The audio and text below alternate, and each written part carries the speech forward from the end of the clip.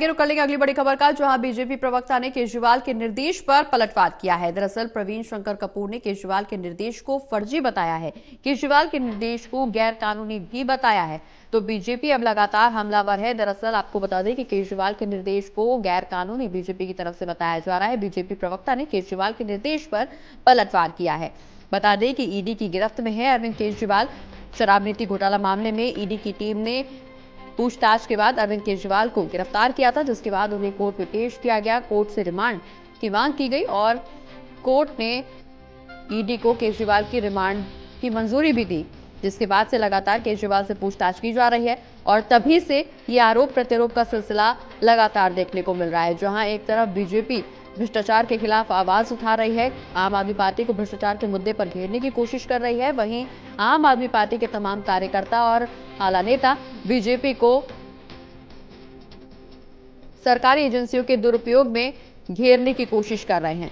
आम आदमी पार्टी और दिल्ली बीजेपी में एक बार फिर से आरोप प्रत्यारोप शुरू हो चुका है, जहां अरविंद केजरीवाल ने जेल के अंदर से स्वास्थ्य मंत्रालय को निर्देश जारी किया है, वहीं बीजेपी प्रवक्ता का आप पर पलटवार भी सामने आया है।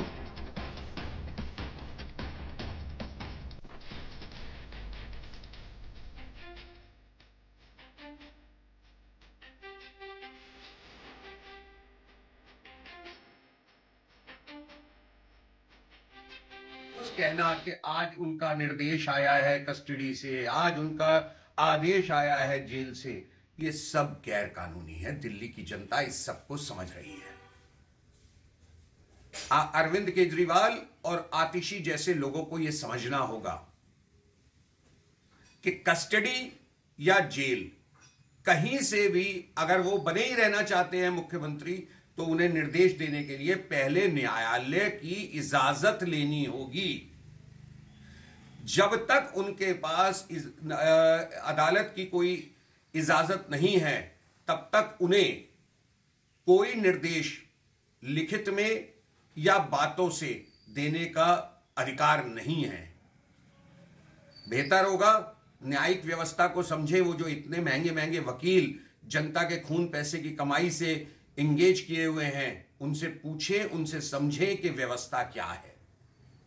ये रोज कहना कि आज उनका निर्देश आया है कस्टडी से, आज उनका आदेश आया है जेल से, ये सब गैर कानूनी है। दिल्ली की जनता इस सब को समझ रही है। अरविंद केजरीवाल और आतिशी जैसे लोगों को यह समझना होगा कि कस्टडी या जेल कहीं से भी अगर वो बने ही रहना चाहते हैं मुख्यमंत्री, तो उन्हें निर्देश देने के लिए पहले न्यायालय की इजाजत लेनी होगी। जब तक उनके पास अदालत की कोई इजाजत नहीं है, तब तक उन्हें कोई निर्देश लिखित में या बातों से देने का अधिकार नहीं है। बेहतर होगा न्यायिक व्यवस्था को समझे। वो जो इतने महंगे महंगे वकील जनता के खून पैसे की कमाई से इंगेज किए हुए हैं, उनसे पूछें, उनसे समझें कि व्यवस्था क्या है।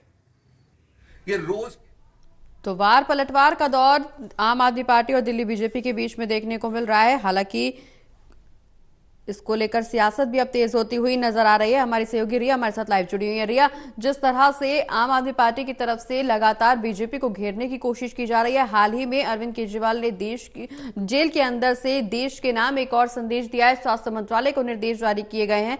अब बीजेपी इस पर हमलावर है।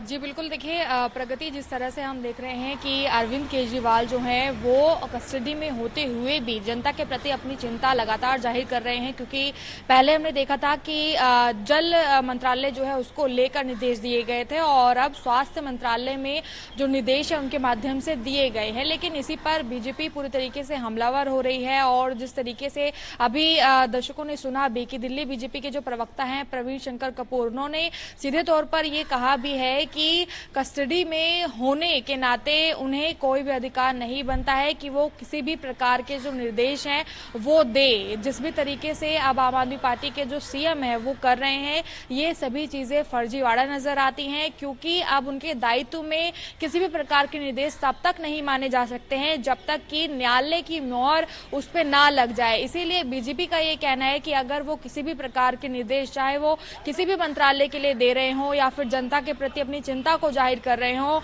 उससे जाहिर करने से पहले निर्देश देने से पहले उन्हें जरूरी है कि वो न्यायालय से उसे लेकर इजाजत मांगे। यानी कि अगर वो किसी भी प्रकार की जनता की चिंता को दूर करना चाहते हैं तो ऐसे में उन्हें क्या इस बात का अधिकार है, क्या वो अब आम आदमी पार्टी के तमाम मंत्रालयों में जिस तरीके से व्यवस्थाएं अलग अलग विभाग में चल रही थी जनता के हितों को लेकर, उनको वो क्या अभी भी चला सकते हैं? और अगर चला सकते हैं तो ऐसे में न्यायालय की मोहर उस पर लगनी जरूरी है। यानी कि कहीं ना कहीं पर आप ये कह सकते हैं कि भारतीय जनता पार्टी का सीधे तौर पर ये कहना है कि अरविंद केजरीवाल इस समय आरोपी हैं और वो ईडी की कस्टडी में हैं। तो ऐसे में वो जो भी निर्देश दे रहे हैं उन पर न्यायालय ने अगर इजाजत नहीं दी है तो वो सभी के सभी निर्देश जो हैं व्यर्थ हैं, उन्हें नहीं माना जाना चाहिए। इसीलिए बीजेपी की ये मांग है कि अगर वो कोई निर्देश देते हैं तो सबसे पहले वो न्यायालय में जाएं और न्यायालय से इस बात की इजाजत मांगे कि क्या वो इन निर्देशों को दे सकते हैं या नहीं दे सकते हैं। लेकिन वहीं पर